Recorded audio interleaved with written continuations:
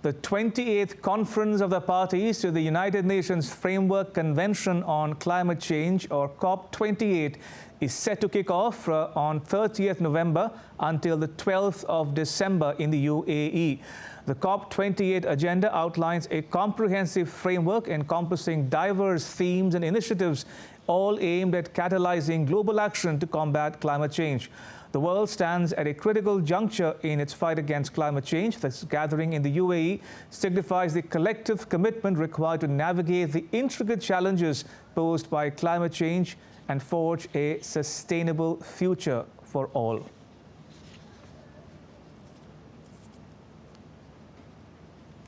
And joining me is my colleague Vinod Kumar from the UAE. Vinod, what's on the agenda of the COP28 this year? See, Ramesh, as we speak now, on November 24th, the pre-sessionals of the COP have already begun in Dubai. Before coming to the agenda, let me give an intro of what are the pre-COP that have already happened. Pre-COP sessionals have already happened in Abu Dhabi, discussing various modalities of financing nature-centric development and, of course, arresting the temperature rise beyond 1.5 degrees. So essential to the UN framework of Convention, COP stands as a primary decision-making body, uniting representatives from 197 nations. And throughout this Dubai conference, there will be the incoming COP28 presidency will hold open consultations on thematic areas and sequencing, inviting inputs from broad mix of stakeholders that will attend the conference. The presidency and the incoming presidency will intend to engage in parties throughout the year, has already engaged parties throughout the year in ministerial, head of delegation, and at the technical levels. So coming to your question, what will be the things that will be discussed in COP28? Of course, fast tracking the move to clean energy sources and to slash greenhouse gas emissions before 2030. And the most important part is delivering money for the climate action from richer to poor countries.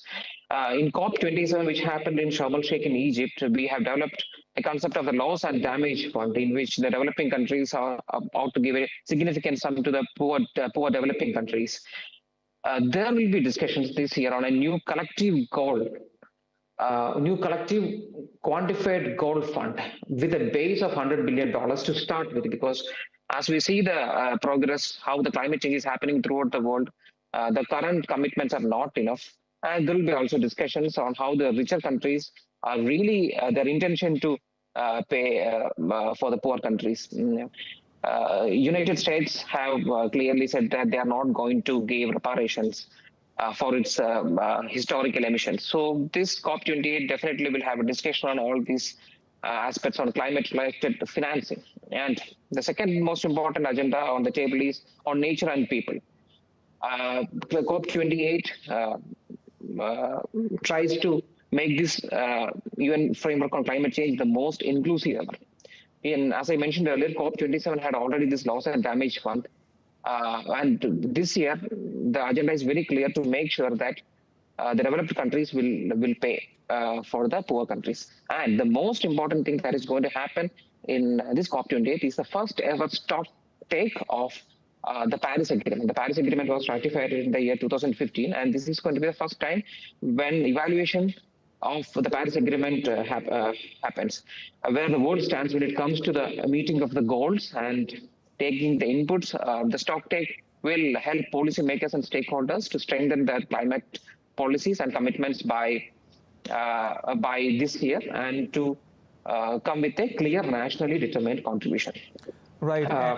Yeah, and there will also be discussions on the Kunming Montreal Global Biodiversity Framework. Just after the COP27 happened in Egypt, the Conference of Parties have convened at Montreal in Canada for the 15th CBD Convention. There they developed this concept of Kunming Montreal Global Biodiversity Framework, where a comprehensive roadmap for halting and reversing biodiversity was discussed.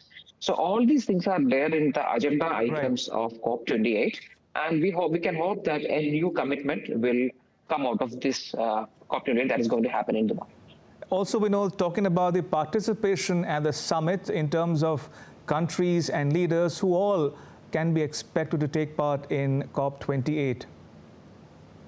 See, as I have told before, UN Framework Convention on Climate Change is the primary decision-making body, and they unite around 197 nations. So we can expect the heads of state of all these countries coming here in Dubai, including our Prime Minister.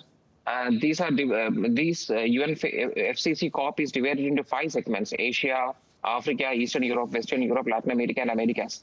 So this year, the presidency is on UAE, and that's why it is happening here. And we can expect all the leaders from all the nations, their environment ministers, their technical delegations, and their finance delegations, and their officiating officers to come here. This is going to be one of the biggest events that the world is witnessing. All right, we leave it at that. Vinod, thank you. That was Vinod Kumar reporting from Dubai in the UAE.